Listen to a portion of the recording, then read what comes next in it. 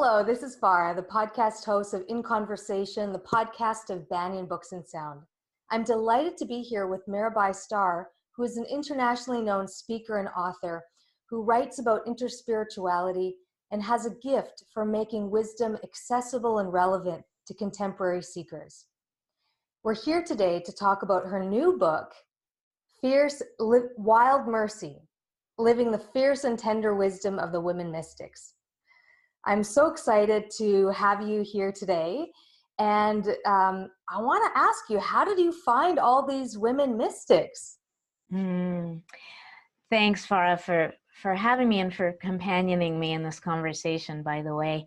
It feels really auspicious because the book is just about to be born into the world. So I'm grateful to have you to witness this birth.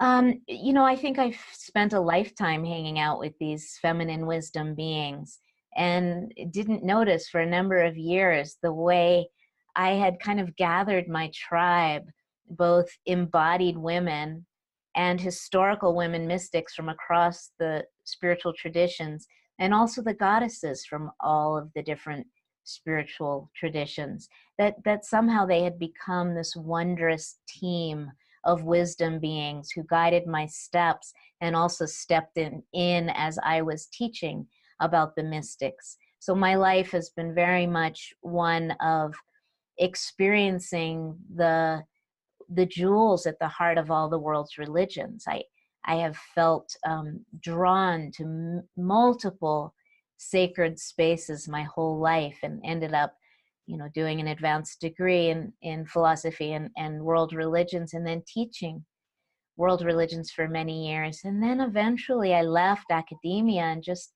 began offering the distilled essence of what I had gathered over the years in other kinds of retreat spaces primarily, and through my books, which have been translations of mystics, both women and men, from multiple traditions, and also teaching online through the Shift Network and other spaces where I was really invited to zero in on the teachings of the women mystics and the goddesses, the disembodied archetypal wisdom beings.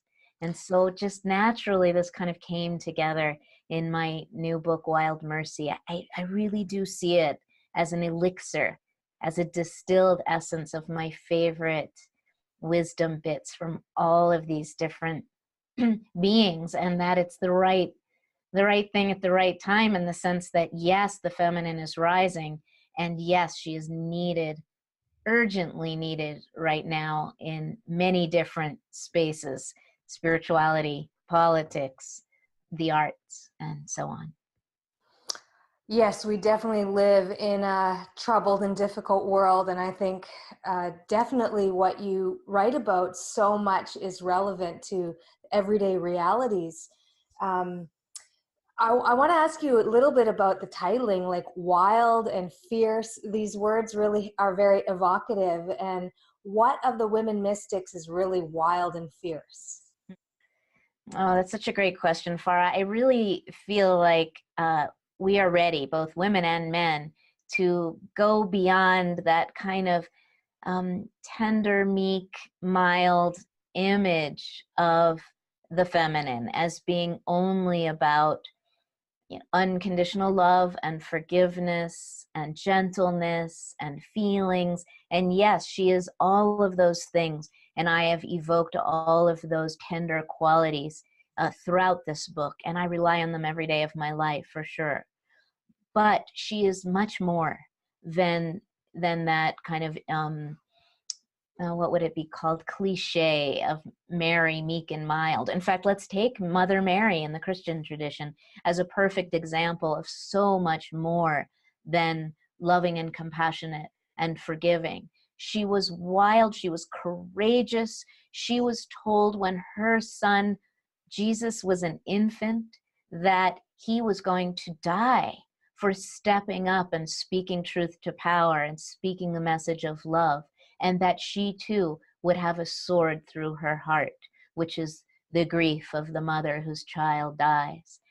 When she received the Annunciation, when the angel Gabriel came and filled the space around her. Can you imagine how terrifying that visitation must have been?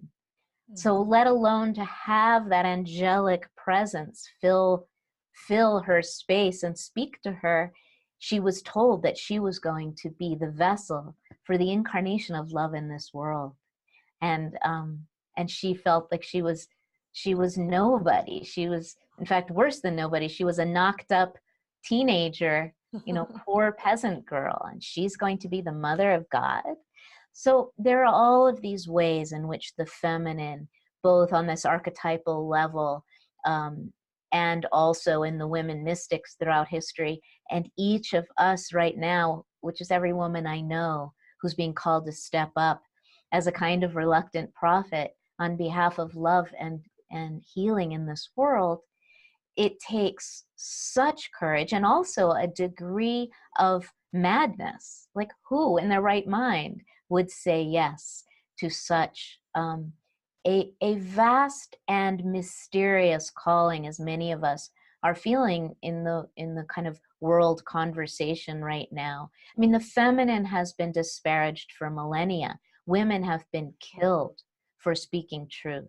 And I think there's something in us that knows how dangerous it is right now to shake up the existing entrenched masculine paradigm that we've all inherited, women and men, and that we are all needing to break open right now. The imbalance has been so extreme that I almost feel that for a time we need to emphasize the feminine. People talk about bringing it into balance. I think actually we need the feminine to be the dominant energy on the world stage for a time, to mend the brokenness, the tattered web of interbeing that is our true birthright.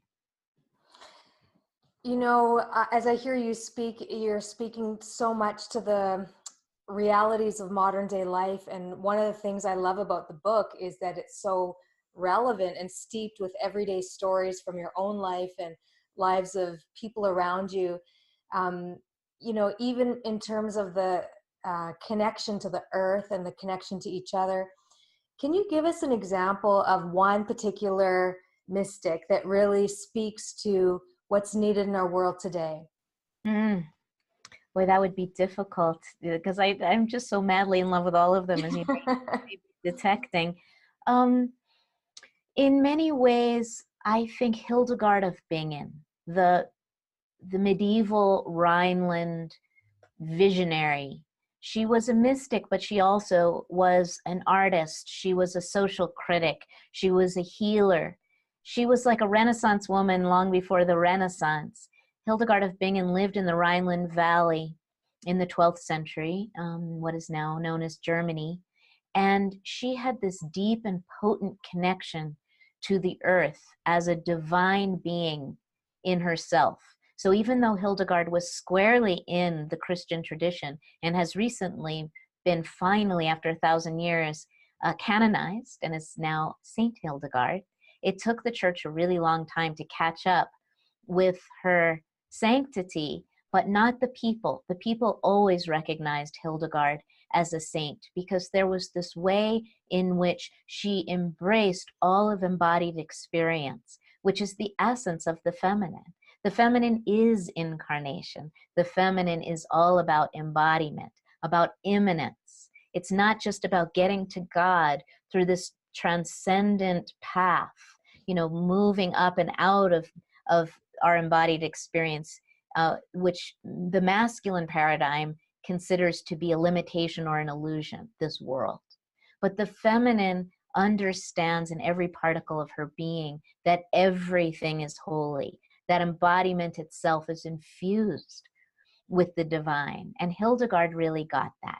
So Hildegard had this deep love affair with the earth, and she spoke to her like Francis, who was pretty much a contemporary of Hildegard, Francis of Assisi in Italy, spoke to the earth, related to the earth as a cherished relative who gives us, shares with us her great abundance. And Hildegard coined the term viriditas, which means something like the greening energy of the earth, which is holiness, which is immanence, which is indwelling, which is feminine.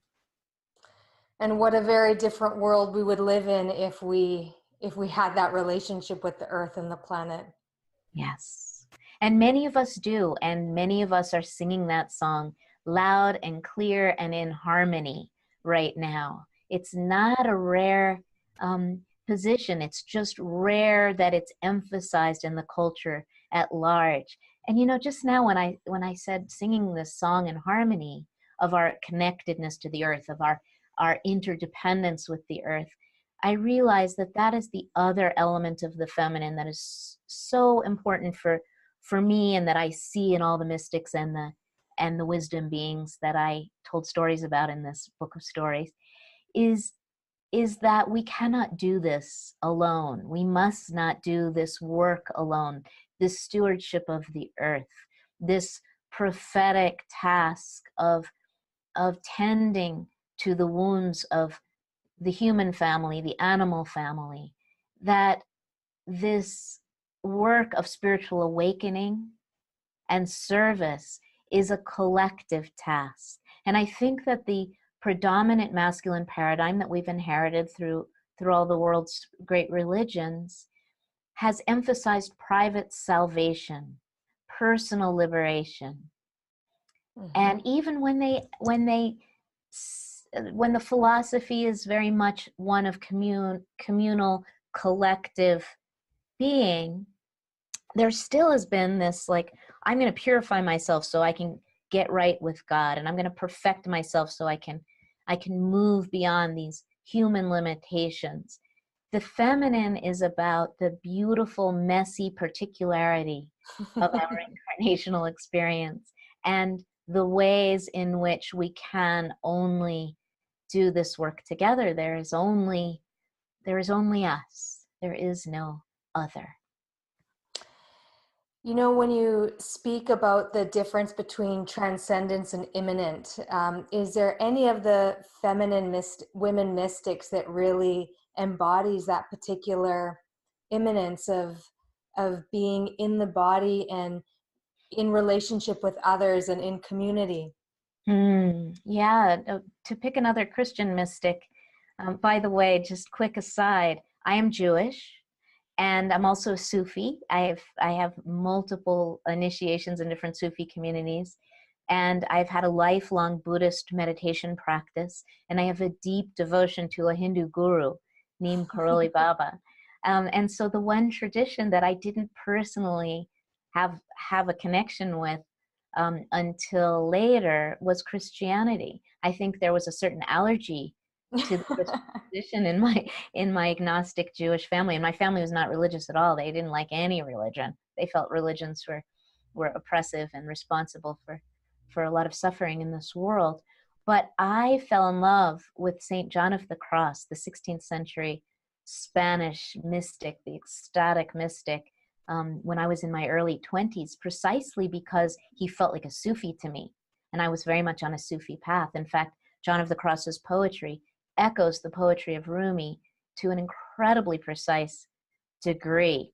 And so it was through John of the Cross and my first book, which was a translation of Dark Night of the Soul, John of the Cross's masterwork, that the door opened for me to all of these Christian mystics. And from this male mystic, John of the Cross, who had a feminine heart, by the way, feminine soul, I was introduced to all of these beautiful Christian mystics who helped me to fall in love with Christ. And now I've added that to my list of beloved traditional spiritual paths. So Teresa of Avila, Santa Teresa de Avila, Saint Teresa, was John of the Cross's mentor, really, his spiritual teacher. I call her his guru. And she really embodied the fierce and tender wisdom that I speak about in the subtitle of my book, Wild Mercy. And she was wild. She carried that duende, that spirit, that ineffable something that was alive and deeply connected to the divine. what does mystic mean? A mystic is one who has a direct connection to God or to the sacred or to the one, not mediated through the established rituals or belief systems that are fed to us through the world's religions. A mystic has a direct, unmediated, unregulated, often ecstatic encounter with the source, and afterwards is compelled often to share about it, and most often through poetry, because the language of poetry, metaphorical as it is the closest to describing that sacred encounter of lover and beloved. And so Teresa of Avila was that one who was on fire with love longing, who had experienced the taste of connection with her beloved, and then separation, and then reconnection, and then separation. And it's that dance of union and duality that really marks the beauty and passion of the mystics, and especially the women mystics. But Teresa was also exceedingly practical. She was one smart cookie. She was educated, self-educated. She read a ton, and she was an administrator of her spiritual communities. She was the abbess, and she was an architect. She was a planner. She was a psychotherapist. You know, all of these things unofficial, but very grounded. I mean, Teresa famously said things like, "God lives among the pots and pans." It doesn't get much more embodied than that. So she would go into these ecstatic states, was even said to have levitated on multiple occasions, which annoyed her. She said it annoyed her. I suspect secretly it delighted her, especially if other people were watching. But she also, so she could go into these ecstatic states and spout this beautiful ecstatic poetry. And then she also was just incredibly grounded, got things done, was aware of everything that was going on in all of her communities, all the politics, actually rather skillfully manipulated the Inquisition so that they did not end up condemning her, although they certainly had every reason to. She had tremendous grounded practical skills that balanced this predilection for states of swooning union with her beloved. You know, just as you speak about it, it so much evokes those states itself. So is that a part of your hope with the book, is that through reading, people will have an experience or taste of what these mystics were able to experience? What a beautiful question, Farah. The book has been shared as an e-version with many people who have been reading it to review it. In fact, I've received a beautiful flood of reviews already.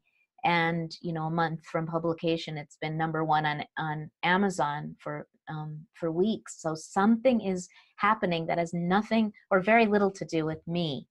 There is some way in which this book, as this elixir, as this distilled essence of the wisdom of these feminine beings and their stories, that is striking a chord not only with women, but also with men who are hungry for the wisdom of the feminine. But the main feedback I'm getting is that when people read this book, something is happening in their hearts. Something is opening and shifting and changing them in ways that are both gratifying and also uncomfortable for people, because this shift that is happening has been a long time coming, and it's a big shift. It's a planetary shift in the collective feminine, and it's exciting, but it also carries an element, as I said earlier, of risk, of almost danger. But it's not dangerous. It's just new. It's ancient and it's new. And so there's something about this book that is speaking to people on that level, and it's very charged. It's charged with what in the Hindu tradition is called Shakti, which is this life force energy that is wild, and it is unpredictable. And finally, I am a writer. You know, I am a teacher of these wisdom jewels, yes, that I have gleaned. I am a scholar, kind of, but I'm also a poet. I am an artist of language, and that is my great love. Ever since I was a little girl, I have loved to write. And so this book, it has been an opportunity for me to unleash my wild creative voice. And that has been a source of great joy for me and seems to be speaking to others as well. And I noticed that in the book, there's a lot of opportunity for people to journal and reflect and use writing as a contemplative and spiritual practice. That's right. So at the end of every chapter, I give a writing prompt and some instructions about how you might approach that. Because for me, writing has been the single most transformational spiritual practice that I know. And I know that's a huge claim, but there is a way in which writing can be and often is an alchemical process in which we transmute the lead of our experience into the gold of something that is transformed into a greater, more universal, accessible awakening to be shared with others. And here's the secret.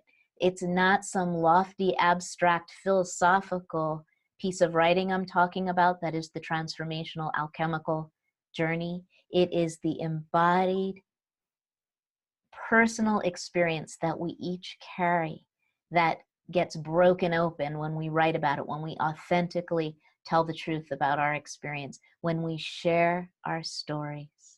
There's nothing like it. So it's putting in words our lived experience and distilling the wisdom of that is part of the alchemy of writing. Absolutely. And it's not about reflecting on what it even means necessarily. It's telling the truth about our experience. And through that truth telling, through that storytelling, that wisdom shines through.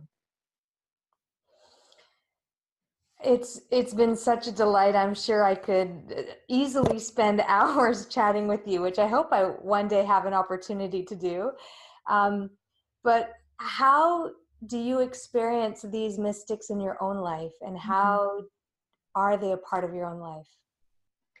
Oh, in every way. You know, before we started this conversation together today, I took a moment to close my eyes and turn inward and call upon them and say, I cannot do this by myself. I should not do this by myself. That's not what this is about. I know it's about us, and I need you to come through. I will try to open the vessel that I am and get out of my way at least a little bit so that you can inhabit me and speak the truths that need to be shared. So I feel like I have this team of wisdom beings that I call upon and in whose footsteps I walk and on whose shoulders I ride.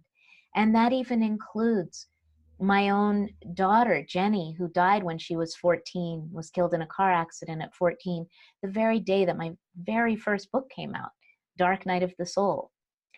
And Jenny is part of that team. The day that my daughter died, she became my ancestor and joined that circle of ancestors that surround me and hold me in stepping up in this way now. And each of us has our circle of wisdom beings and feminine wisdom beings who are the ones that I feel are most powerful resources for all of us on our journey forward in this beautiful broken world. Yes, that's a beautiful, beautiful, precise description. This beautiful broken world that needs us, needs each one of us, and needs the wisdom that's in this book. And so it's been such a delight. I thank you so much for all that you've shared with us today. And I'm wondering if you can end with a little bit of poetry or a little bit of reading from the book itself. Oh, sure. Why don't I just start from the beginning? I'll read the opening paragraph in the introduction. There is a secret fiesta going on in a wild wood. and you are invited. This party has been unfolding for millennia. Its hosts are women mystics from all branches of the soul family: Hinduism, Buddhism, Taoism, Judaism, Christianity, Islam, and every indigenous wisdom way. Its guests include anyone whose heart has ever yearned for union with the beloved and the alleviation of suffering for all sentient beings, which means you. The gathering is secret simply because historically, for wise women to gather openly has been to risk death. It's not that they have been afraid to die, but rather they have known in every muscle fiber that they must protect themselves because their knowledge is needed. Their love and clarity and beauty are profoundly, urgently needed.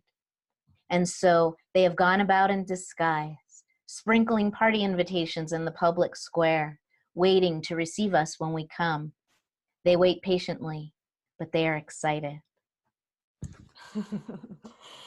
Thank you so much. I'm excited for you and for the possibility and opportunity that this book will bring, and hope that you have a very receptive audience when you come to Vancouver for your book launch and reading at Banyen Books.